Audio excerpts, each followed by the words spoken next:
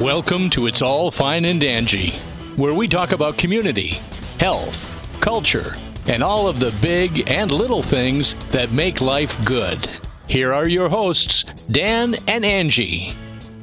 Hello, everybody. Oh, I started the hello before the video was up. That's all right. Yes, welcome to episode 54 of It's All Fine and Dangy. 54? The podcast. Nope, not 54, 74. 74. I'm going back in time, baby. Back in time. I am Angie Sanders, and this is... Dan Fox. We never do that. I know. We were thinking we never introduce Our ourselves. name I is don't know why. Dangy, okay? That is it. That is it. Well, thank you so much for joining us tonight on Facebook Live. We have a very special guest we are super excited about. We really are. Yeah, this it's week's meeting guest, one of our goals for this year for the podcast. Yeah, so we're super excited about that. Yeah, we are. So this year we said we wanted to have a celebrity on the show. It was one of our vision board things that we did at the beginning of the year.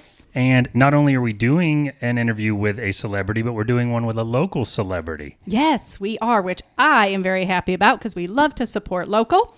So he has been in quite a few things. He's kind of a big deal, right? Too many to name all of. I'm telling you. So video games, one of your favorites. Yeah. Over 24 commercials, multiple TV shows and films. Some of my favorites are those too. Yes. The Walking Dead.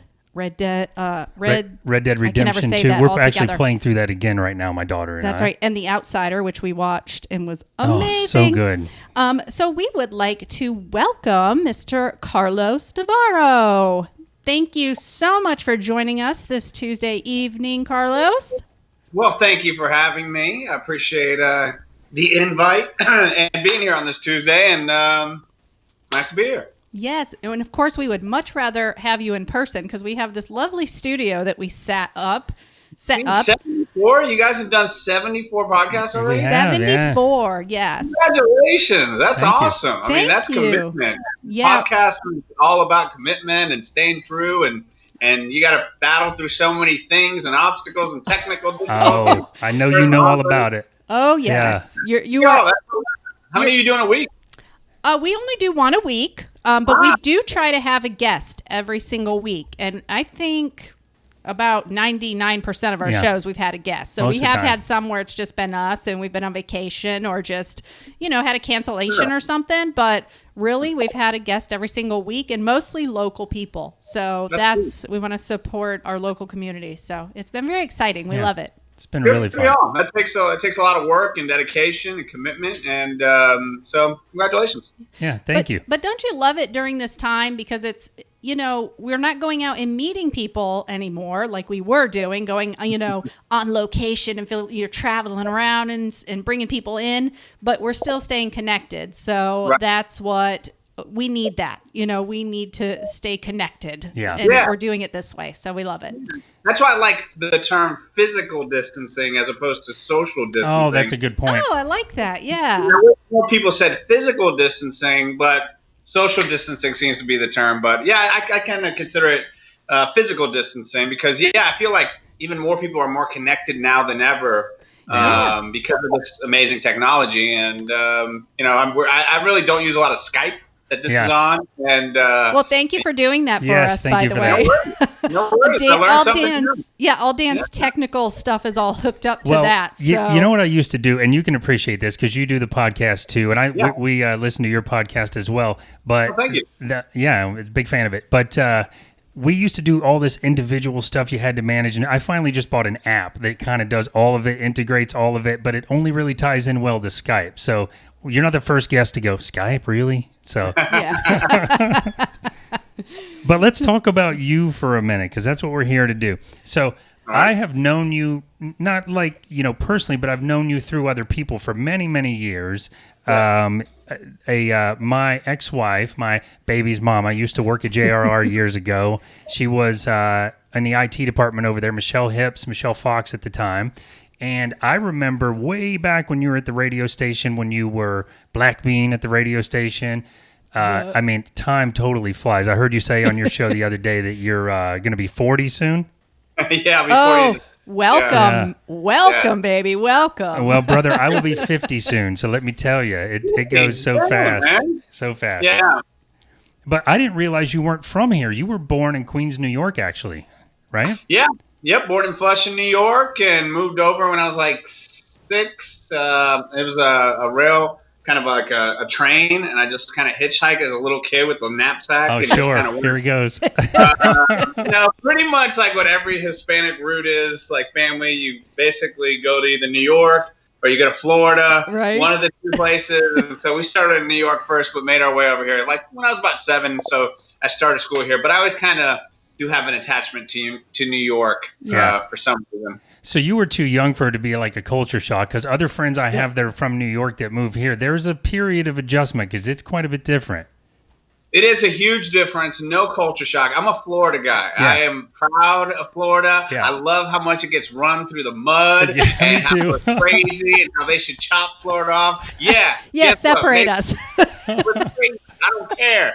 But, all those New York people who are like, man, New York is best. New York pizza. Man, New York. Well, then why are you living in Florida? Yeah. Why'd you move? Oh, great point. You can't afford New York. You can't afford New York. I've been to New York several times since moving away, and it's cool. I like it. It's okay, but it's too much. It's too much. I know you're the same as me. I love Florida. I'm originally from Michigan. Moved down here when I was about 12, but I consider myself a native Floridian. Like I am Florida. Yeah. Look, if you don't like the heat, move. I like it. And don't get me wrong. I like my springs that are around here and all this. There's always something to do no matter which direction you go here. You don't even have to go that far. I love it. Yeah, I'm with you. So let's talk about your career for a minute. So you moved here from New York. When did you get started on production side of things? Because I read that you started on the production side of things before you got into acting, and you, if memory serves, you wanted to see what it was like to be an actor just from the production side. And as soon as you tried it, then you wanted to stay in the acting side. But how did you get started in production? Yeah, you're right, Dan. That's good memory. I always, even as a kid, probably about like 9 years old, I always had a camera in my hand. I mean, you hired me as a cameraman one time too. That's right. That's right. Yeah. I mean, and I appreciate that. I still remember that. I've always been on the production side, and I always loved cameras and making little movies with my friends and being silly. And so Steven Spielberg was always my idol and still is. And so I always thought, okay, I'm going to make movies, but I didn't know exactly. It wasn't the acting side, even though I was like, oh, that seems fun. I could do that. And then I should have taken some like theater in high school, but I didn't. I took TV production. So I did TV production all of high school. And then I started in radio right from production. Oh, wow. And kind of went, yeah. And then so when I started being an intern for the Monsters, I just turned 18. And then I was kind of being silly, and they're like, hey, you're funny. And I was like, okay. So I started playing into that. And then it wasn't until like my early 20s that you're right. I wanted to take the acting class because I was dating a girl at the time who was acting. And I was like, well, and to be perfectly honest, I was like, well, I think I'm about as good an actor as her. She seems to be doing pretty well. So like, I can do this. Hey. I know it's wrong. I'm like, you're honest. It is what it is. Yeah. And the second I took the first class, and it was to kind of get that other perspective, I was like, oh, I love this. And my teacher, Yvonne, who's passed away since, she was very complimentary, like the very first class. And so I was pretty much hooked from there. And so I was I think 22, 23. Wow. Okay, so what was your first job acting? My first professional gig acting, because I did some like a student film and some other stuff. But my first professional gig acting was a baseball 2K5 baseball game with Derek Jeter commercial, and it was unbelievable because it was like a 3-day shoot in Tampa. It was a commercial shoot that I've never done something like that since. And I got to work with Derek Jeter, and he was super nice. I tackled him. I threw him in a van. Oh, how cool is that? Yeah. The commercial still is really cool when I see it. But that was my first gig, and it was kind of like right out the gate after like really taking it serious. Because for the first year with acting, I was like, I still do this, do that. But my teacher was like, you have to act, Carlos. You have to do this. Oh, that's like, she was very encouraging. That's amazing. Extremely encouraging. Like like I said, I wasn't taking it as serious And she was like, do not throw this away, Carlos. And I'm so glad that I really, really, really listened to her because she saw something. She saw something in you. Yeah. And it really, it's weird because acting class is a lot about emotions and technique and discovering yourself. And at that age, I'd already been through so much crazy stuff in my life. I didn't really know about emotions. I know that sounds weird because emotions and mental health and everything is kind of talked about a lot now. But this is like 2002, 2003. And I know it doesn't seem that long ago, but it's a lifetime ago, literally. Yeah. And so like there's exercises where it'll be like you're just staring at the other person. You're going back and forth like, you're upset. It's called Meisner. And it like opened up my eyes and I was like, oh, those are emotions? I thought you just yelled. I thought you just like, raged. It was just a weird thing. So it really helped me understand my mentality and emotions and understanding and listening, a lot of different things that I didn't really do before. Oh, that's cool. Oh, now, that is cool. Your acting classes, were those local or did you? Yep. They were local. Okay, cool. Yeah. Shout out to Artsake Acting School and Class Act Studios. They're pretty much they're very well known in Florida, especially in Orlando. Changed my life. Totally changed my life and to a great direction. And I still use the. I'm like, good thing I went to acting school because if I didn't have when I did, a movie and they'd start rehearsing, I'd be like, oh yeah, I remember this is how you do it from acting class, Yeah. And so it's very beneficial, extremely. Even if you're not an actor, even if you don't want to act, it's good. Even your podcast host, to learn how to listen and watch and take in people's energy. It's really good for you. It's funny you mention that because we started this show to get more involved in the community. That was literally the reason we started the podcast. I'm an IT guy by my day job, so I was into all the equipment and stuff. But what we learned from doing this kind of ties into what you just said because not only have we made great friends, which we didn't really even expect to do from this, but something about meeting with people, especially in person, but like this too, but something about meeting with people and picking up on their energy. And it's just been that piece of it, learning to listen, learning to, absorb what they're trying to say and sort of share a moment with each other. I feel like that's been a big sort of accidental collateral part of this. Especially when you're doing interviews because you could just go through the questions. Yeah. You know what I mean? And of course, you always kind of write some questions out or whatever, but we do like them to happen more organically. And that is what listening and interacting with the guest does and feeling them out. Yeah. That's when it kind of goes in that good direction. Carlos, you've been doing that side of things for a long time too. Interviewing people. With real life, when you're meeting people and you're listening and you're paying up, especially when you go back and listen or watch yourself, because your mind is weird. It'll cut out some of the bad stuff, but unless you're a very extremely hard on yourself, then it highlights the negative stuff. But if you're just kind of like an average person, you'll think, oh, that went well, and then you go back and you listen, you're like, oh, okay, I could have done this or I could have done that. It's a good habit to do. I still try to do it to this day with a lot of the stuff that I do. I go back and listen and watch. How can I get better? How can I be funnier? Can I do this?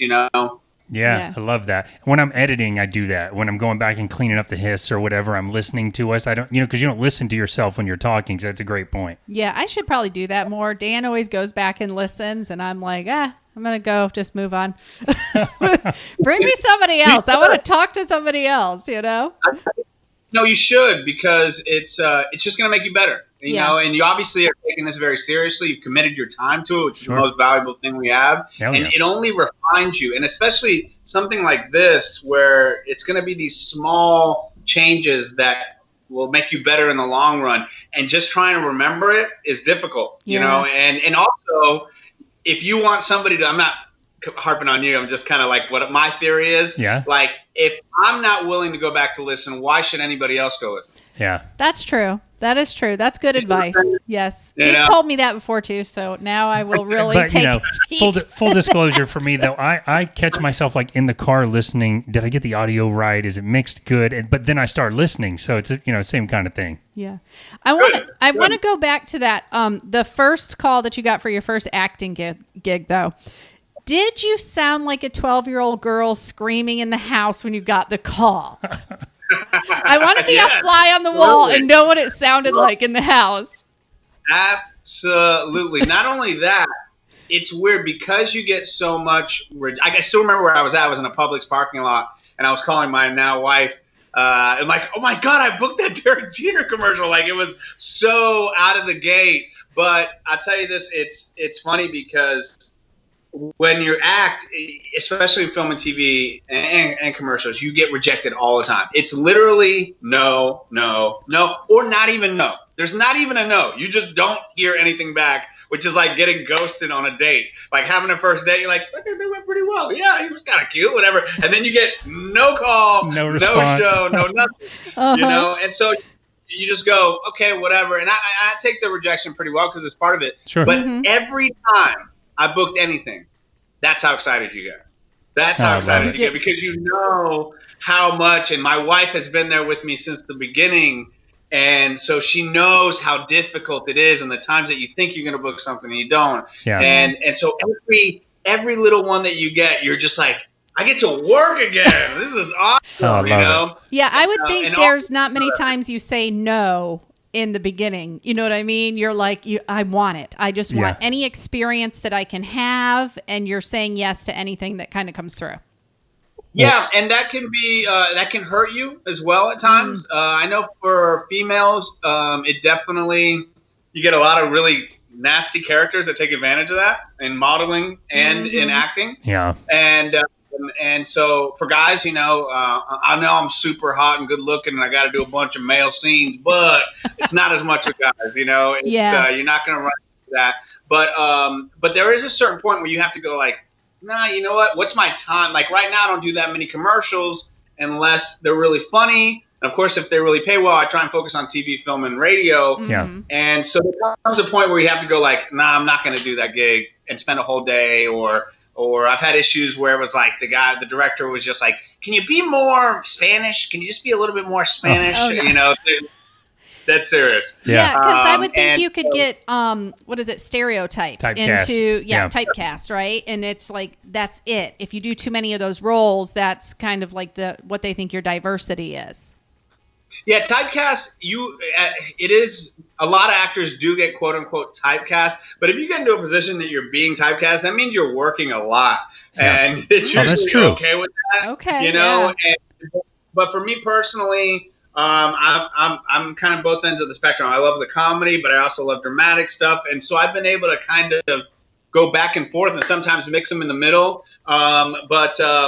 You know, it's I've been very blessed with all the stuff that I've been able to do because I love it all. Yeah, I mean that had to help. It's one thing to sort of stay positive. I know you talk about that a lot. You talk about it in your podcast. You talk about it in your social media, and I love that because you don't do it in such a way that like everything's perfect or every day's perfect or any of that. And knowing rainbows and butterflies. Right. Yeah. It's not all that. But, you know, I've known you from a distance, sort of like friend of a friend kind of thing for a long time. And I know like all of us, when you were younger, just like me, when I was younger, we all kind of had these little rough spots we went through. So to hear sort of that transformation that you've gone through, I firmly believe that your career is obviously based partially on your abilities and your talent, but also your mindset because you're not open to the opportunities if your head's in the wrong space. And I love that. But one thing I wanted to ask about your roles, because we know that you're a comedian. Before you go there, can I add to that? Yeah. So you're right. And I think God, the universe, whatever you believe in, for me, it's more of a universe thing and God, but like my wife told me, you'll never book The Walking Dead if you're still drinking and you're out of shape and you're not taking it seriously. And that's when I gave up drinking years ago. But like the universe was basically saying, you're not ready for this opportunity. What are you going to give you this opportunity? You're going to screw it up again? Right. And I kid you not, I mean, I quit drinking. I got back into shape. I refocused. And after auditioning probably 15 times for The Walking Dead, different times over 5 years, okay, I booked it.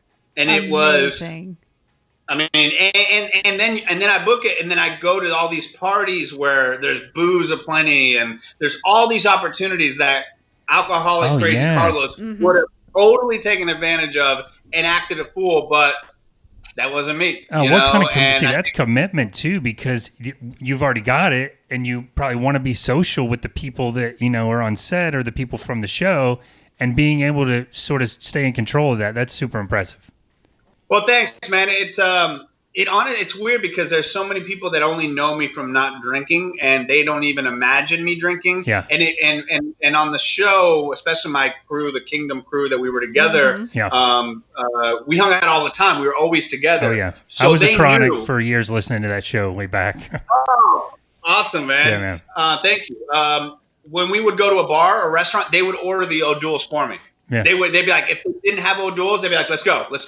No, that's how much they knew. So it was never a pressure. They admired it. Oh, I love that. And it was never any issue with them. Oh, that's great. No, I just meant sort of internal pressure. It's nice to know you weren't getting sort of that weird peer pressure, but I just put myself in that situation after meeting all these new people, and it's also exciting.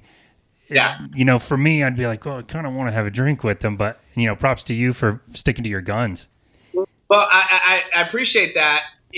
This is my second time drinking for real, and like I gave it up when when I first got married, 27. I'm 40 now, and then I gave it up for years, and then kind of came back to it, and next thing you know, it kind of had ballooned up to a place where I didn't want to. Yeah. But after that, after a really bad episode, I made a decision in my mind that this is it, that it's a life or death, and it truly is for me. My particular situation is I wasn't like this everyday drinker, like I'm a 2,000 drink myself. But as you can see, my energy now, and then I drink, and then the cap comes off, and I just want to be, have this much energy and drunk. It's not a good. We're kindred spirits. You know what it is for me? As we've gotten older, we'll have a couple glasses of wine, maybe once a week. But before that, for me, I was kind of the same way. Like, I didn't drink every day or even every week, but I also didn't ever have one or two drinks. I used to say that's just irritating. So it was like, 12 drinks every time you drank. So I can relate to those days. You have such a calm energy about you. It's funny for me to think of you like, I guess you never really got wild, but having more than a couple. Yeah, no, I stay pretty calm. Yeah, I wasn't crazy. Yeah, you were. But I'm the crazy one. Yes, we're a good balance. Yeah, you too, for sure. Yeah, it's inappropriate sometimes. Oh, your kid's around. Well, you better put them away. Hey guys, this is an adult party. Yeah, you can't have the children around that. Oh. So one of the things that I wanted to mention was I started to get back into that positive stuff that you push and you promote, and I love it because one of the things, our show is called It's All Fine and Dangy. And when we first started the podcast, Angie, we were in the car and she said, let's call it Dangy. And I said, there is no way. That is so schmoopy. I'm not doing that. And then she said, it's all fine and dangy. And I loved it because very much like your motto, to the top, never stop. What it kind of says is that take a deep breath. Everything's going to be okay. And I love that kind of vibe where it's about being motivated, being positive, because it's hard to do. And I think it's especially hard to do right now for a lot of people, as you talked about recently, because people are stuck at home and they can't go do those distractions as you talked about, where now you're stuck with yourself and your family and your kids, and you really got to take a look in the mirror more often. So I love the message that you have on there, and I know name. You guys, it's a great name. You got to stick with that name. Oh, we will. I know the name. That's a good one. It's catchy. People remember it. All the domains were open too. When did you come up with yours saying? Have you been saying that for a long time? Like, when was that kind of your motto? I would say back in 2007, we had hit some rough times, not my wife and I personally, but just in general life. Yeah. And we were having trouble just kind of getting motivated. And it was right when we were trying to really discover ourselves, dig a little deeper in spiritually, really learn about the law of attraction, the power of our words. Yeah. And I was looking for something that would get Megan and I to kind of get going, and I'm a big history fan, and I was watching a thing on Teddy Roosevelt, and he was talking about climbing a mountain, and in the midst of the rain and how hard the struggle was to get up there, we must go to the top.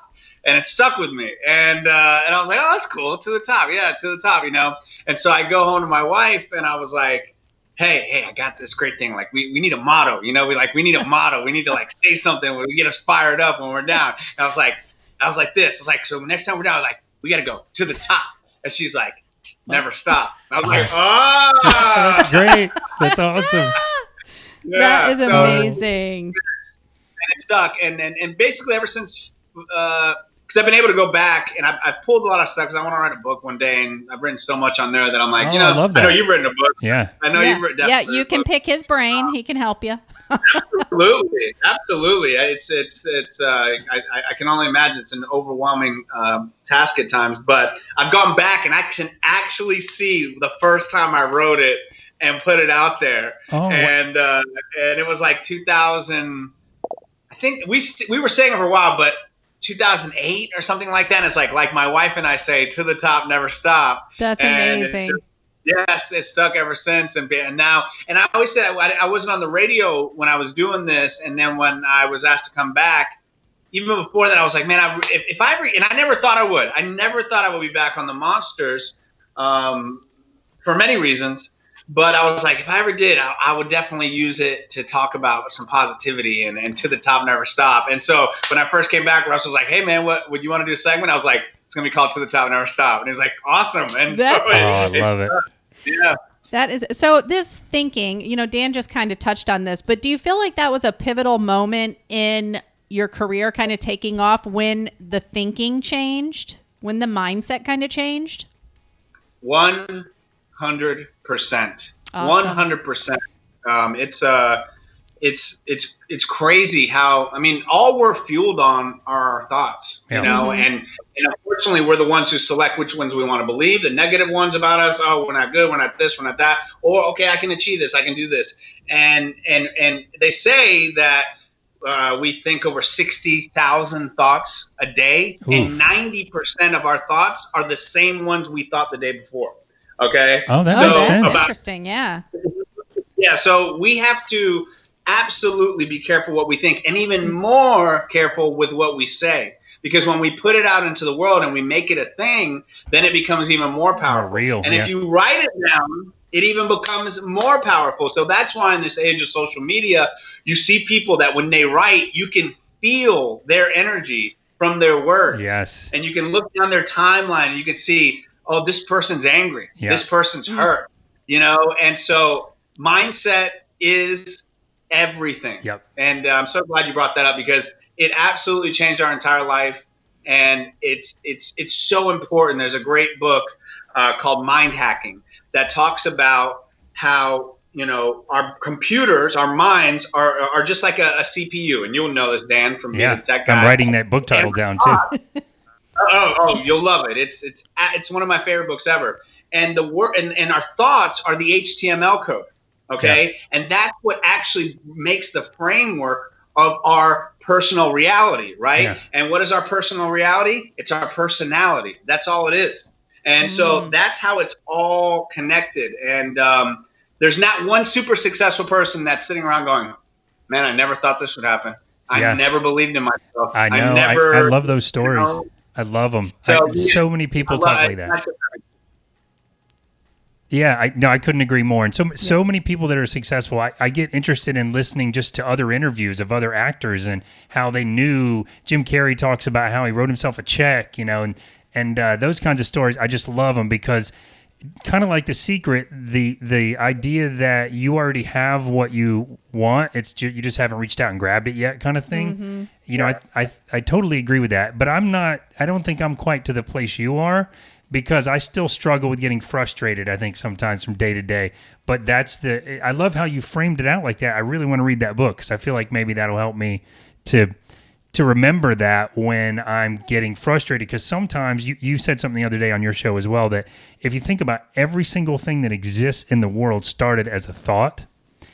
Oh, yeah. That really struck me, because it makes you want to change your mind. If you feel yourself drifting somewhere, it makes you want to change your mind and change your direction.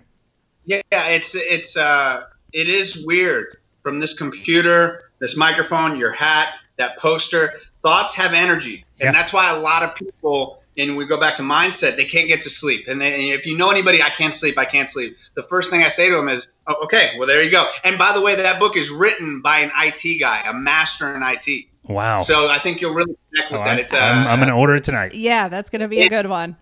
One of my top 5. But as far as not being able to sleep, the reason that is you're probably a super analytical. And super analyticals think a lot, and they're always thinking. And I always go back to our bodies and our minds and connected to technical stuff, because imagine this: what is going on with your brain right now is you have a drive that is overfilled. Okay, so it's in the red.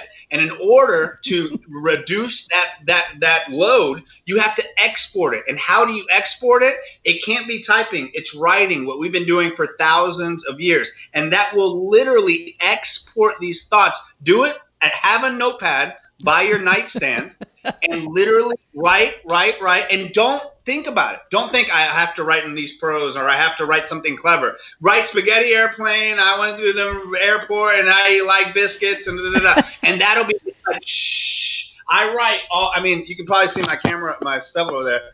But I have 4 different notebooks. Well, right there, and I use them for different things. I have one for To the Top, and I always have this much energy and stuff going through my mind. But I can sleep like that because when I lay down, I know, okay, I've exported it. Because right now your mind's going, oh, I can't forget about this. I can't forget about that. I can't forget. And I got to remember this. Oh, God. Okay.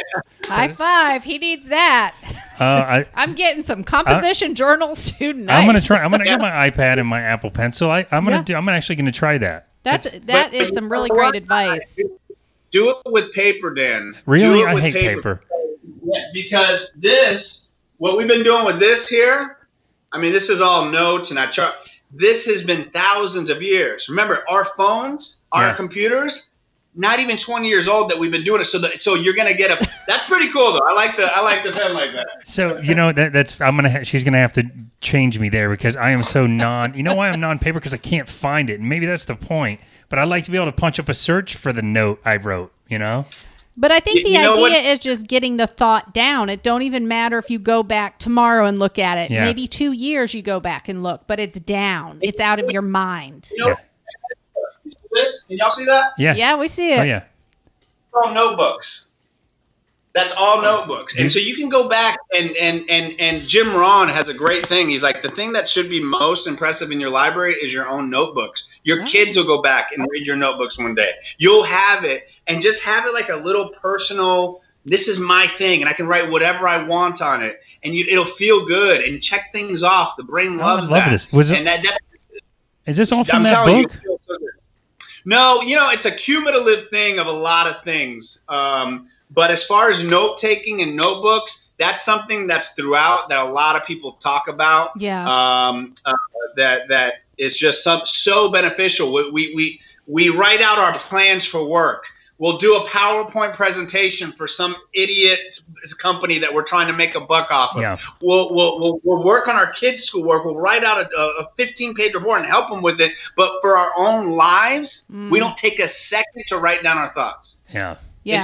It's so important. It's so important. We should be the biggest project we're ever working on. Yeah. And a notebook is a big key element to that. I love that. And then you have your own little library of your life. I want to try it. Like, because it could be something really weird that happened that day, and you might not remember it. And then 3 years later, you go back and go, oh, and it triggers something. Yeah. All the time. I go back and I'll see an old notebook and I'm like, oh, damn, because our brains are weird, man. They forget. Our phones are our memory. We're cyborgs. We literally walk around with our brain outside. Like, so true. And you're like, you literally are like, I'm looking at you. It's crazy. So, you can really do a lot with it and it'll help you sleep. Yeah, I'm going to try it. I really am. I feel like if we keep talking about that, I'm going to have to start paying you $75 an hour for this conversation. Yeah, I've already got some therapy through this. It's wonderful, actually. I love it, though, because I believe in so much of that stuff. Even before I heard you say it, I believe in so much of that stuff. But I do struggle sometimes to stay on the path of it. Yeah. I feel like there's an advantage to getting older because your metabolism slows down. What's that? Dan, what do you mean by that? That you struggle with being on the path? What do you mean by that? Because I have a tendency to, I'm very analytical, and I have a tendency, this is going to make me sound crazy, but I've admitted this on the show okay. before. I have a we have a little bit of a signal issue, so it's getting a little blurry, but we can still see you. Okay. But I have a tendency to, here's where I'm going to sound crazy. When a computer or a piece of technology, or we've been doing a lot of home renovation, something's not coming together, there's a little part of me that it almost feels like this thing is intentionally causing me problems, even if it's an inanimate object. And so that's where I start getting really frustrated sometimes. And that's the part I have to work on. Now, I am light years better than I was when I was younger.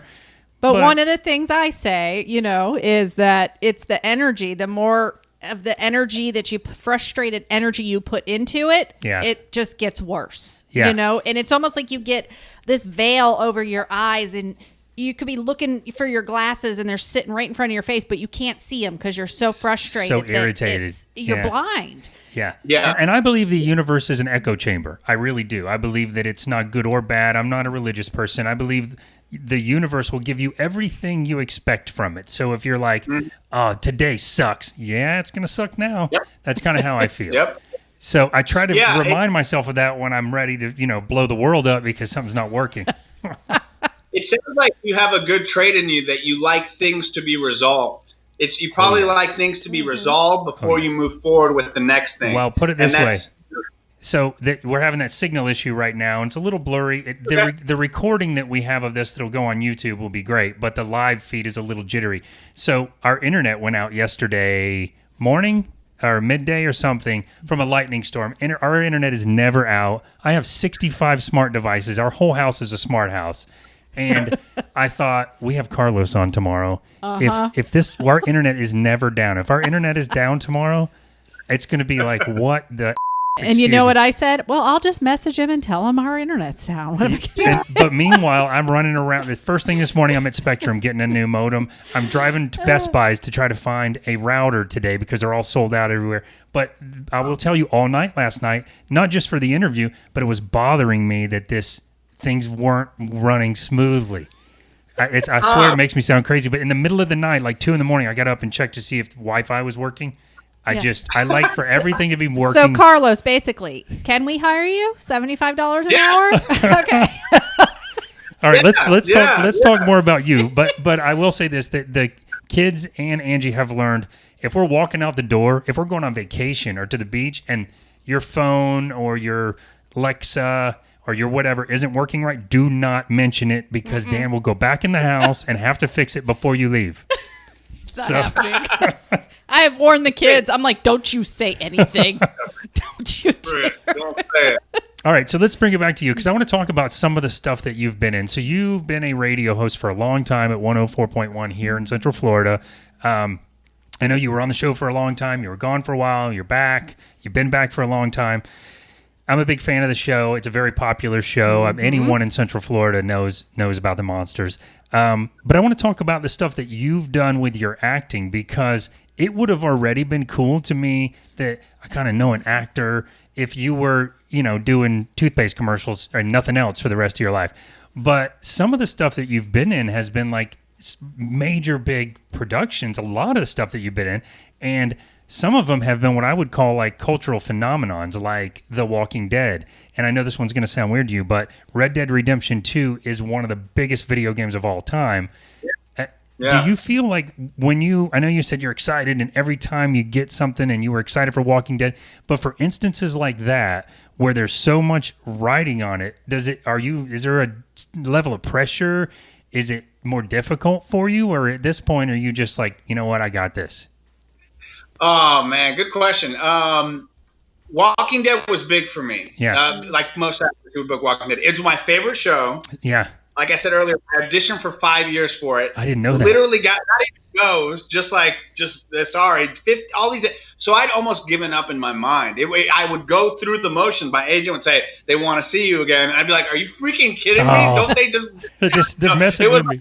It was a girlfriend. It was a tease. It was a tease girlfriend who would like bring you over the house and think you're gonna get it, and then you're like, and she's like, "I gotta go. My parents are coming over." You're like, "What? Whatever." So So this came out of the blue. It really did. It was I was taking a nap. I get a text from my agent. My agent's like, "Hey, call me, Carlos." And I'm like, "Okay." I wake up. I'm like, "Hey, what's going on?" She's like, "The producer of Walking Dead wants to see you for a role." And that's not how normally things go. You just get an email and it'll say, "Hey, read for this part." And I'm like, "What?" He's like, "Yeah, they want to see you for this role."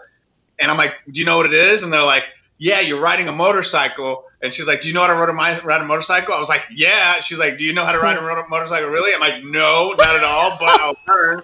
Yeah. That's great. Whatever. Was it for the horse? It was the same thing with a horse too, right? Yeah, so that's what ended up happening. They were like, "No, we don't want to see." They had me audition for 3 different roles, send in.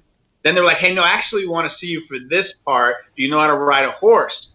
I was like, "Of course I know how to ride a horse. I'm really good at it." She's like, "Are you sure?" And I was like, "I've never ridden one, but I will learn for this." And but I knew the show and I knew the comic book, so I was like, "Oh, I think that's the Kingdom. I think that's the Kingdom." And then I got the call, "Hey, you're gonna be I can't even tell you your name, but we're sending over the script. We want you in Georgia by 4:00 tomorrow." And that was one of the happiest moments of because my wife was right there. We jumped for joy, and I got the script, and I'm like, "Oh my God, I'm in the Kingdom!" Like it was the introduction, and I was like, "Whoa!" Amazing. And to the end, I'm like, "I didn't die. I'm a recurring character." So I still get chills actually thinking about it, to be honest. Oh, we were so bummed when you did. Spoiler alert. We were because when you were coming out with the King, and I annoy the family so much. I'm not just telling you this to blow smoke right now, but every time you're in the background of anything, I'll go, "That's Carlos." To the point to where they're like, "Dude, we know that's Carlos." We see him. And you know what? You know what's so funny about it is I don't know why I'm like this, but whenever anyone I know, even if I don't really know you that well, has a part where you're like a speaking part, I'm like we're watching The Outsider, and when you come to the door, I'm like, "You got this, man. You got this, man." He literally says it out loud. I'm not even kidding you. Yeah, I don't know why. He gets like clammy and nervous. I swear. It's like watching your kid in the play or something. I'm like, "You got this." And I'm thinking it's recorded, of course, But anyway, it's a true story. That warms my heart. I feel that. I love it. Yeah. And I guess to get to your ultimate question, I don't get nervous with this stuff. I know this sounds cocky, but I've been doing this stuff since I was a kid. I love it. I've been for it. I'm a performer. It's who I am. I'd get nervous if I had to do math problems or if I had to go play basketball in front of my favorite basketball players or fix a car. That's not my thing, but this is for sure. And I feel it when I was on The Walking Dead. I'm like, when I was on the 8 or 9 episodes or whatever I was on the 100th episode, and I worked with all these amazing actors. I was like, I feel so happy. It's like, it feels so good. And then there's Red Dead Redemption, right? Where it's like, I read for a part. They said, "We want you to be a criminal." All right, be a Southern criminal. All right, do you like this? We're trying to figure out who you are. Every time we play it, we're trying to figure out who you are. I don't think we can tell. That's who I am on it. But here's the deal. I didn't know what I was recording. I had to go to Atlanta until they literally pulled up the script. And I was like, "Oh, this is Red Dead Redemption 2," because they had me read for a totally different video game.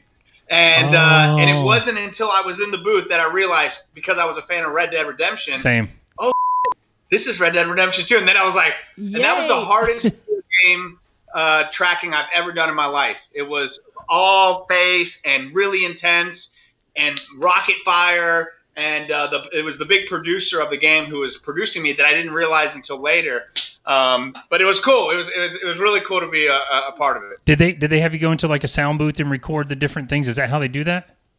Yep. So they put your, the little dots in your face. You have to have your face shaved. Oh, so so your actual your face is probably a morph of your face, isn't it as well? Because I know some of the actors of the other parts too. That's kind of looks like them, but they've changed a little. You can tell. Oh, totally. I actually just played it the other day for the first time. I just got an Xbox One again. I got my daughter, and I was like, "All right, let's get an Xbox One." And I started playing it. And I could hear what I know my voice sounds like, that there's so many characters that they mix in. Yeah. And literally mine is like this, and they make you read in different emotions and stuff like that. So can you tell me what... Yeah. So now that you've played the game, can you tell me what town you're in, or do you even know? honestly, here's the deal, Dan. I started playing it, and I'm like, it had been years, and I'm like, this is going to take my entire life away from me. Yeah, it will. It will. It so will. I can tell you, I don't play video games anymore. My son is older. He's moved out now. My daughter never liked video games ever, and she started playing Red Dead Redemption 2. I don't know what, maybe 3-4 weeks ago because we're all in lockdown. Now she is completely addicted to the point to where I gave her my PlayStation and bought another one, which I never even would have used. Yeah. And now we play multiplayer together on it because it's a way we kind of spend some time together. But she will text me and say, there's a hidden thing in the swamp. And I don't even know. She's just got it. So I love it. But when I told her that you were in that too, because she knows you're in Walking Dead, she's like, no way. So you're hitting all the hits in this house. So you're naturally comedic. You can tell just by talking to you that your comedy kind of comes natural to you. Is that one of your favorite roles to play? Well, you said you like drama, though. You do like more dramatic roles. But I like you in the comedy roles. I loved Identity Thief. I crack up from that scene every single time I watch it.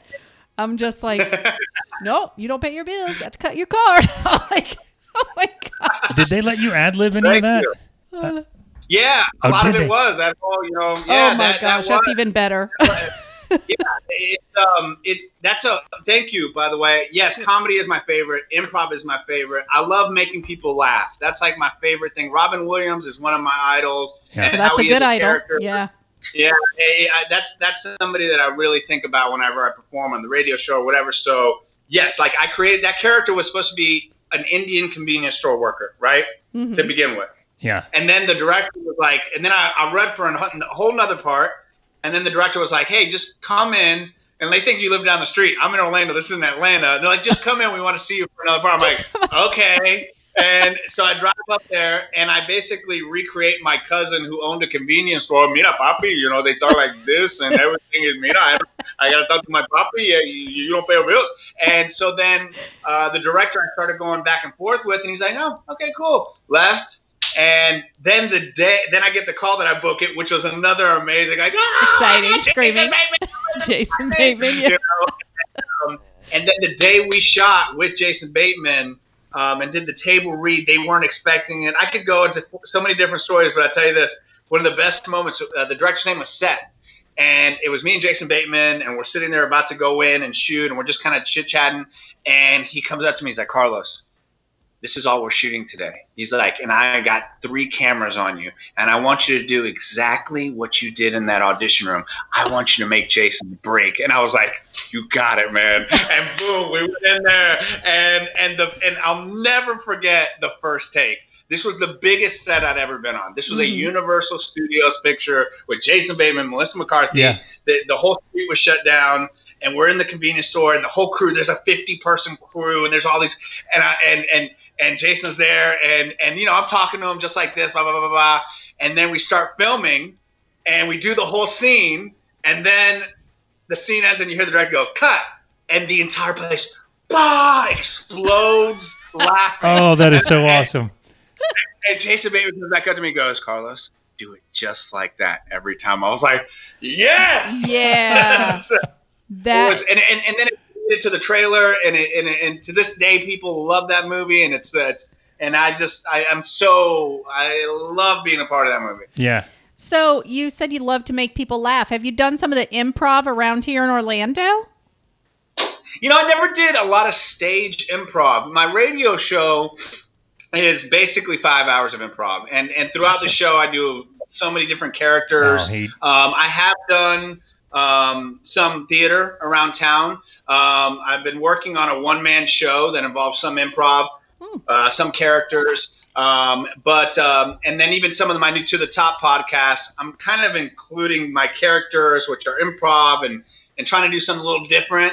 But as far as your classic improv, whose line is it anyway? That's not really not what I've done. Yeah. Well, it seems like your radio show is where your outlet is anyway. Yeah. That's where you're. Remember, doing I played that call for you, the crazy guy that he talked to you on the phone. You did? I did. Yeah. I don't know if you knew. I don't know if you knew who the guy was that was calling in. Maybe that was the thing. I'm like, what is this? I don't know.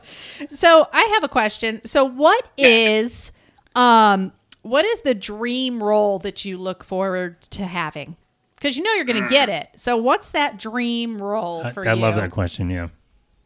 Yeah, that is a good question, Angie. I feel like I've gotten to play little flickers of each one, like whether it was being like in part of the Kingdom, the night of that, or Bloodline, where I got to play like this little drug dealer kind of Cuban guy.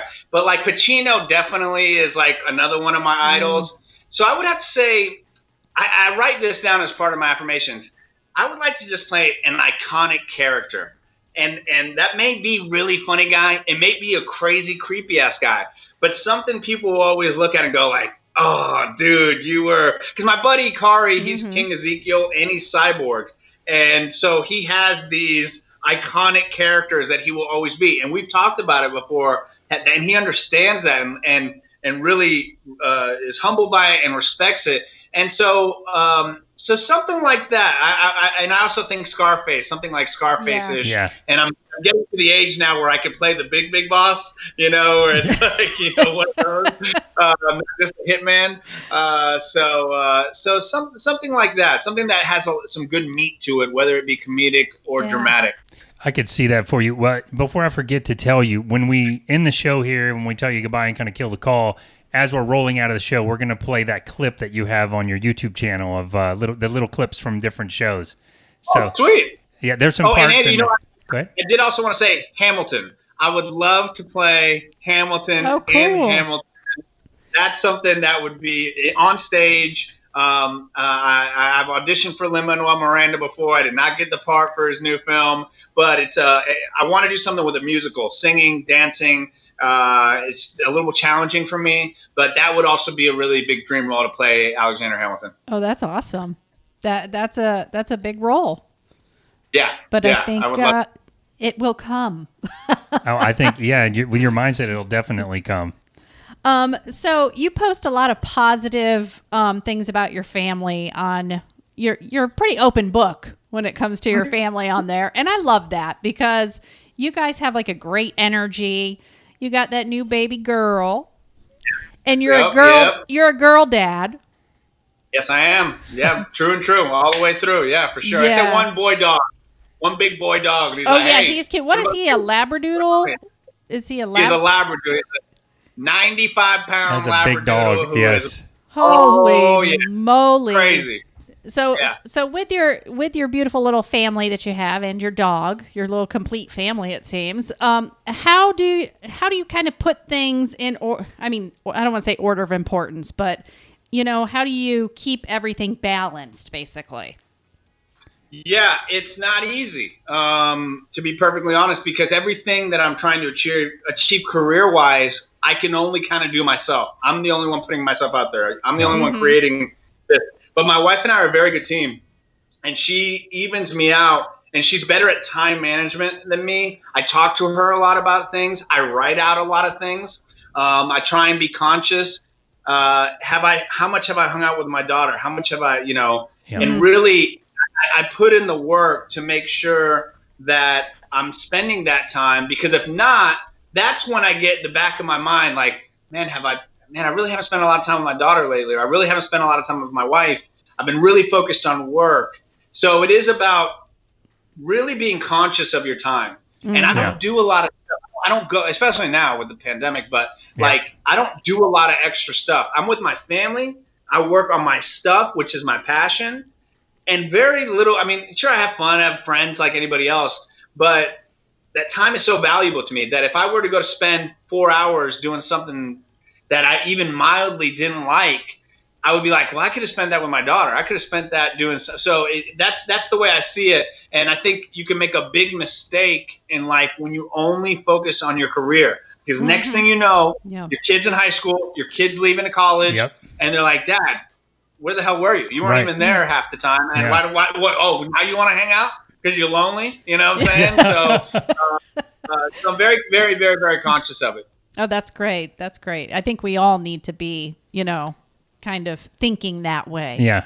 Because your time is so valuable and you got to make sure you're delving it out where it really needs to be. Yeah, you can tell that you do that, but it's a good question because with how busy you are and successful you've been, it would be easy to drift into the career thing and let it consume you. Yeah. Like anything can consume us if we focus too much on that one thing. Yeah.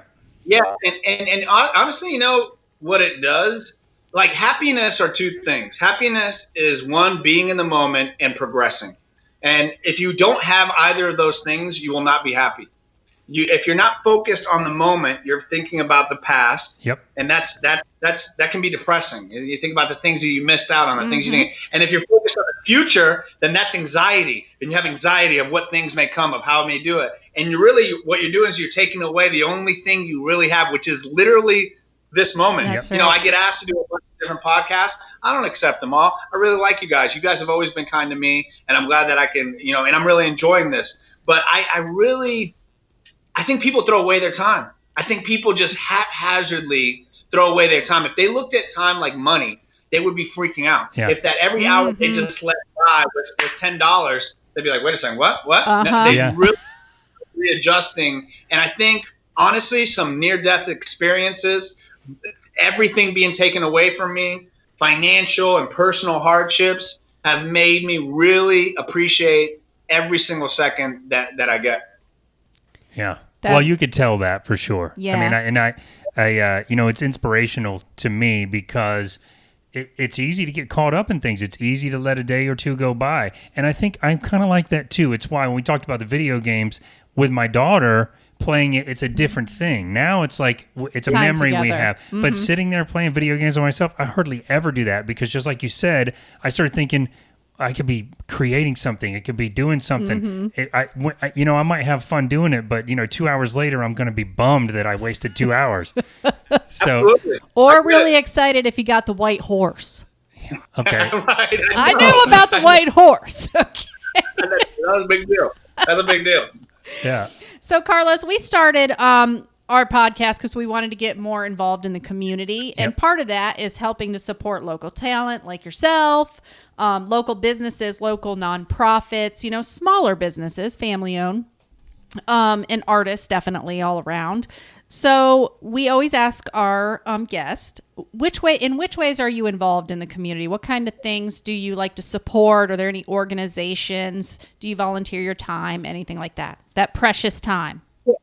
Yeah. I do. I don't do a lot of promotions anymore. I mean, I do them if I really like the situation, but I really try and focus my time when I'm away with different charity organizations. Number one, the Mustard Seed, the Victim Service Center of Orlando, the Osceola chapter of the Guardian Ad Litem program. I always would see people that could build things or they could donate a lot of money or use whatever services they have.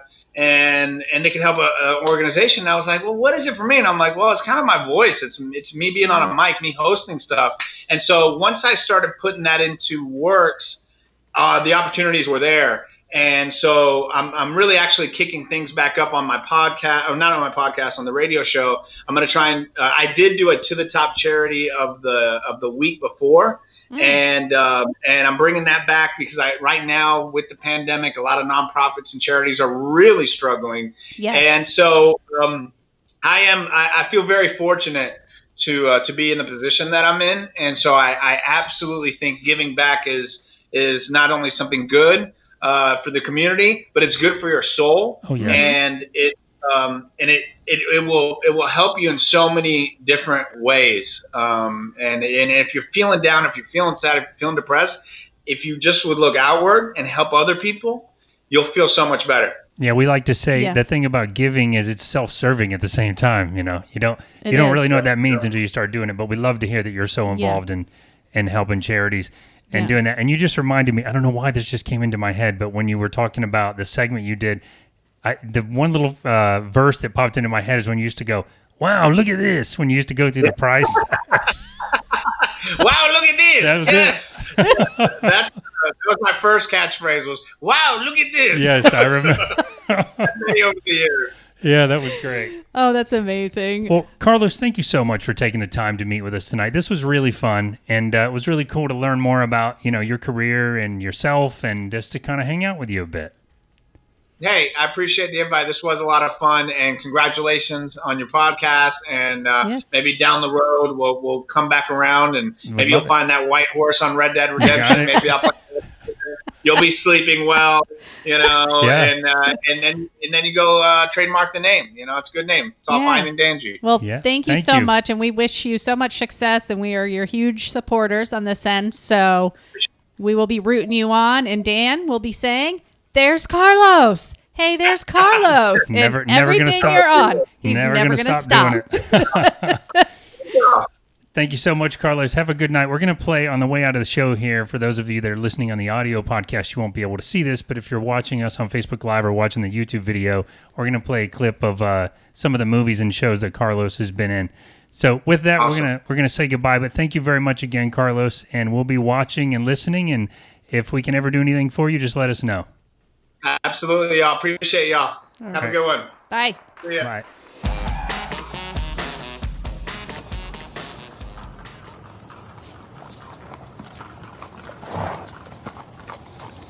Who dares to trespass on the sovereign land of the...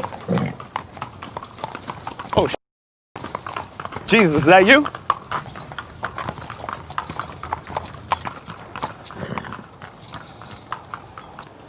Your friends, who are they? This is Rick Grimes. He's the leader of a like-minded community. These are some of his people. We would like to request an audience with King Ezekiel.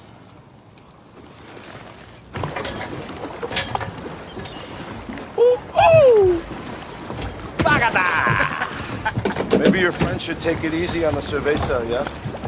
He will be fine. If he gets sick, I'll just push him over the side, huh? Hey, vamos a pescar. Let's fish un poquito. This was a favorite spot of Hemingway. You know him, Hemingway? Hemingway? My grandfather used to get drunk with him.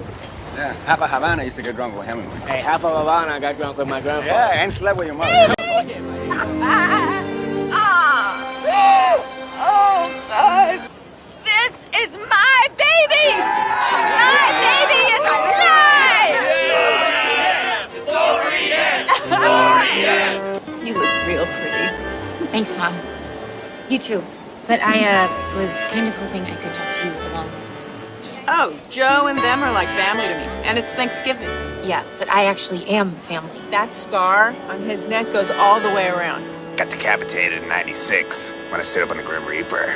The whole middle part of his neck is pig neck. Look, Mom, I have some stuff I need to see. Oh, baby. I tried everything to find you. Lorianne, heads up. We got the rocket again in 7 minutes. I'll do it later. I'm gonna get Kimmy and I new express passes so me and her can ride that thing together. But Lorianne, you'll have to wait for hours. Yeah, you don't have to do that. Lorianne, you are crazy. Hi, good morning. Something wrong with pump 5. It's not taking my card. Thanks. Oye, la carta no está trabajando. No pagó no. You don't pay your bills, man. I gotta cut the card. Cut the card. No, I absolutely pay my bills. Run it one more time. Nothing wrong with that card. That's not what it says right here. I don't care what the screen says. Maybe it's broken. I'll go somewhere else. I'm not cutting that card. Sí, okay. Cutting No, the card? loco It's cree que ridiculous. lo corta.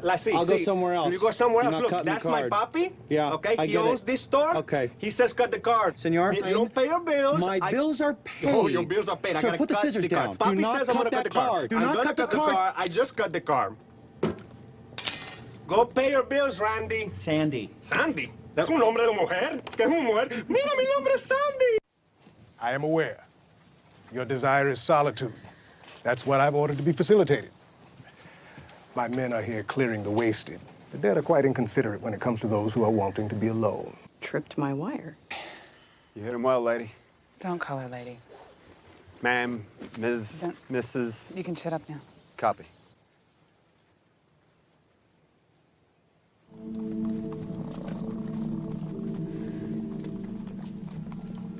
Guns up now. What the hell? He's dead. What is it? ¡Ay, Dios mío! Oh, my God! Give and take! Nicholas, give and take. That's right. You can't muscle him in. Use the engine, man. Use the engine. No, we don't have to use the engine. Let him have Hey guys, welcome back. We are now doing the tail end of the podcast that was so fun talking to Carlos. We had some bandwidth issues. I think internet is struggling a little bit across the board. We just replaced all of our internet equipment at home. We did. As I mentioned. We did. And you were on a mad dash to do that today so that we could do that Skype call. Have the Skype call. Yeah. But, as we were talking to Carlos, and I was just kind of mesmerized by I know he's positive. I see it on, really great quotes he puts and stuff on his To the Top. But I'm thinking like he has a future in like motivational speaking. So he was mentoring, definitely something in that area. It's funny you say that because he was just on with Jana Banana, and I cannot remember her last name, but she went by Jana Banana when she was on the Phillips File. That's 104.1. Mm-hmm. And she was talking about how she's gone from being on the radio. She had like a calling. She didn't know what it was, but to get out of radio. And so she left her job. She was successful there and everything was fine. But it was just pulling at her. It wasn't for her. And I won't go through the whole thing. But she was talking about how now she's sort of heading in that direction for like motivational speaking and stuff. And on Carlos's podcast, they just kind of connected about it. So now they're going to get together and do a project of some kind. So he may start doing that, actually. That's pretty cool. Yeah. That's pretty cool. Yeah, so you guys can find out more information on his Facebook page, To the Top Carlos. Yep. And the name of his podcast is To the Top, Never Stop. Love it. And we're gonna post all those links in here. I do too. Yeah. All the links to his website and everything. So if you're, and make sure go back. It's always fun. Like once you see an interview with an actor, especially someone is local. Yeah. To show your support by going back, renting those movies. Yep. Right. If they're on a service like Netflix or something, stream them, watch them, because that shows your support for that local artist. And that's what we are here to do, is support our local artist. And we have one right here. And he's a bigwig. We do, and I'll tell you, one of our favorite shows. I'm reading this now, but he was on Graceland. That was one of the clips that we showed. Oh, and if those of you that saw this on Facebook Live and you're watching this now on YouTube, the Facebook Live feed broadcast live, but as soon as I played those clips from the shows, Facebook pulled it because it's got copyrighted material, which is fine. We'll post the YouTube video without that. But he was on Graceland. He was an identity thief, as you may have seen in the clip there. He was a regular on The Walking Dead for a while. He was on Casadega. Ooh, Prison Break. I remember he was a guard. That show. Yes, I watched all that. Yep. Mm-hmm. He was on Bloodline on Netflix. The list goes on, but that's a really good starting point to see some of the shows that he's on. And not just because, we had him on the show, not just because he's a local actor, all the positive things that we have to say about him, but these are genuinely really good shows. And I'm like a critic for shows, but I can tell you that The Walking Dead, we've really enjoyed. You've heard us talk about it. Identity Thief was a great movie. Unbreakable Kimmy Schmidt. I was never really watched all that show, but when I watched the episodes to see that he was in, it looks like a pretty funny show. Yeah. Prison Break was amazing. Yeah, I watched that years ago. Yeah. And if you play video games, Red Dead Redemption 2 is probably the most impressive video game I've ever played. Even Angie would watch me play it a couple years ago when I was playing it because it's almost like watching a movie. Yeah. Yeah. You know what? I just wanted to mention this because I felt kind of special whenever you told me this, that Amazon Music is now going to have podcasts. That is correct. Right? And they have only invited a certain amount of podcasts to be streaming on their service. That is correct, too. I don't know what that number is, though. I know, but I don't care. We were a part of that number. Yeah, so we actually got an invitation to that. So we will soon be available on Amazon Music. Amazon Music podcast. Yeah. So it's probably the name. See, this name is like very catchy. So people are like, yeah. Could be. And, we got like our little cartoon characters. Yeah. It just looks fun. I am working on an animated version of that, by the way. I know you are. I know it's but they didn't know. They're going to know now. It's coming soon, guys.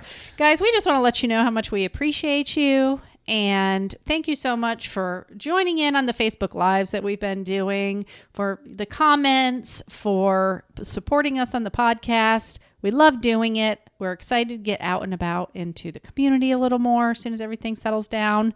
And please don't forget to rate, review, and subscribe us if you like listening to us. We're going to keep going. We're at episode number 74. We're looking forward to episode 100, and we want to hear your feedback. So give us a call at...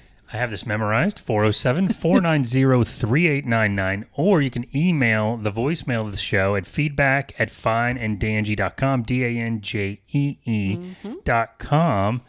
And once we're on Amazon Music, you can bet that all these things I'm posting up on screen will also have Amazon Music in them. Yes. Yes, they will. But until then, you can catch us on Apple Podcasts, Google Podcasts, TuneIn, Spotify, iHeartRadio, Stitcher, YouTube, and all the other major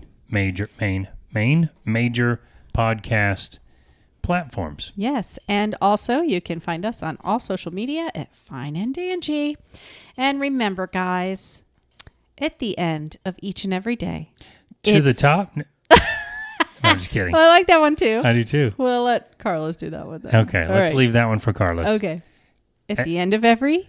Nope. I'll start over. At the end of the day, it's all fine and dandy. What are you doing? I don't know. You said at the end of the day. I thought you were going to say at the end of every day. I thought you were messing with me. Sometimes I say each and every day. Let's see what I'm going to do now. Just get ready to say your part. I'm ready. Here we go. And guys, at the end of each and every single day, it's all fine and dandy.